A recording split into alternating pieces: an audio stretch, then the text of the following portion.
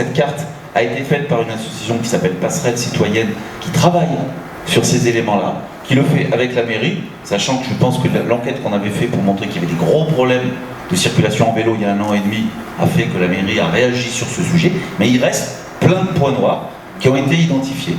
Et nous, notre objectif, c'est que les enfants puissent aller en vélo à l'école. Donc ça veut dire qu'il faut régler tous les points noirs et permettre à des enfants d'aller sans risque à chacune des écoles de la ville. C'est ça l'objectif qu'on s'est donné sur le vélo. Si on fait ça avec la Via Rona à côté, je pense qu'on aura un parcours vélo qui commencera à être satisfaisant en fin de mandat. La demande actuelle, c'est qu'on puisse rouler à vélo en toute sécurité. Donc pour assurer la sécurisation, ça se fera soit par une séparation de la piste cyclable des voitures, ou alors en cœur de ville, on va prévoir une circulation sur les pistes cyclables à contresens des automobiles, puisque c'est la mesure qui actuellement est préconisée par les experts et qui est mise en place à Lyon, à Grenoble, entre autres, parce qu'il faut absolument que les gens aient le goût d'aller à vélo, c'est-à-dire soient en toute sécurité, en particulier d'ailleurs les enfants, pour qu'ils soient en sécurité et aillent à l'école, par exemple, à vélo. Ce qu'on a prévu, c'est des parkings de covoiturage. Donc il y aurait un parking au sud, un parking au nord de Tournon. Et dans ces parkings, on installerait des boxes sécurisées pour que les gens qui viennent à Tournon, par exemple, travailler en voiture, pourraient laisser leur voiture au parking de covoiturage, prendre leur vélo et circuler ensuite de manière sécurisée dans la ville. C'est au niveau du minibus, alors je vais l'appeler la navette, hein, c'est un petit véhicule, parce que cette navette, comme Pascal l'a indiqué tout à l'heure, elle a le gros défaut de se retrouver dans la circulation, dans les embouteillages. Donc en fait, les gens n'ont aucun goût à prendre la navette, puisque ça va plus vite pratiquement à pied. Donc, c'est pareil, il existe maintenant des véhicules de très petite taille à motorisation électrique, silencieux, propres.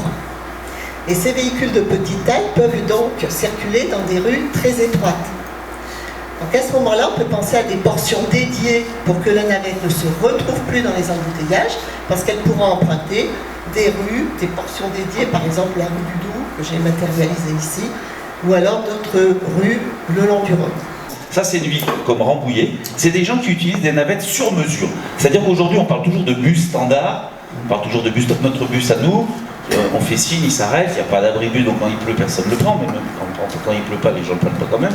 Mais la question c'est, on s'aperçoit qu'il y a des bus sur mesure plus petits, électriques, et où les gens réservent par internet ou réservent par téléphone, et réussissent, on va aller chercher chez eux et on les ramène.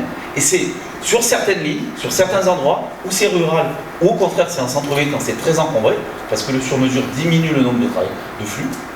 Et ça se développe dans pas mal de villes. Donc il y a une réflexion. Et il se trouve que Archaglo fait ça aujourd'hui. Ça s'appelle Accès 7, c'est ça? Accès 7. Accès 7.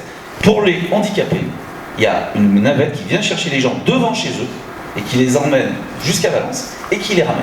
Et bien nous, ça, on voudrait expérimenter ça, ce service sur mesure, 3 fois par semaine par exemple, le samedi matin ou le mercredi après-midi, là où il y a moins de trafic dans la ville, etc. Pour que les gens puissent, depuis chez eux, partir. Donc, le service de navette sur mesure est une des solutions de notre programme. Pour cette circulation automobile qui pose d'énormes problèmes, Il y a aussi des solutions simples pour améliorer les choses. Il faudrait décaler le marquage au sol, direction routière, plus à gauche, de façon à ce que les véhicules allant au nord de Tournon ne soient plus bloqués.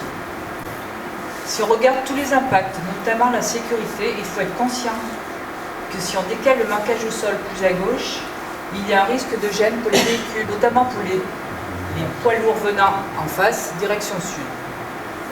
Alors pourquoi ne pas prévoir un évitement sur la droite, de façon à ce que les véhicules puissent se croiser en toute sécurité, et en plus ça ralentirait la vitesse au croisement. Les véhicules tournant à gauche ne bloqueraient plus les véhicules allant au nord de Tournon, et les véhicules venant en face pourraient se croiser en toute sécurité. donc on peut réfléchir à la mise en place d'agents de circulation. Ça se fait dans de nombreuses autres villes.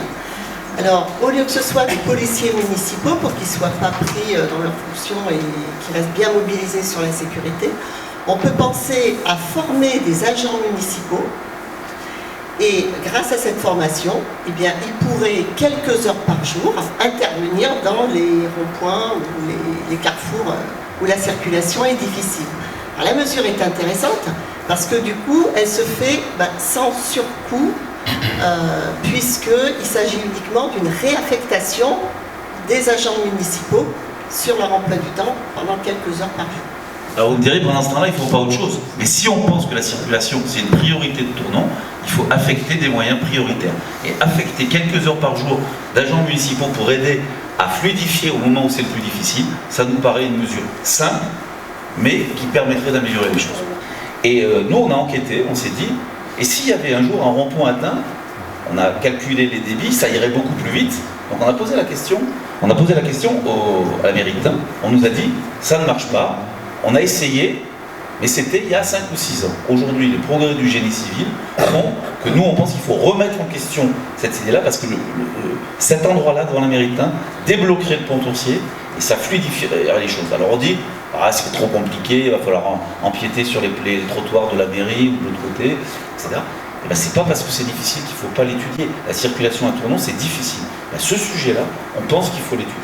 Alors, ce qui pourrait régler le problème des flux, c'est de passer au-dessus ou au-dessous des voies.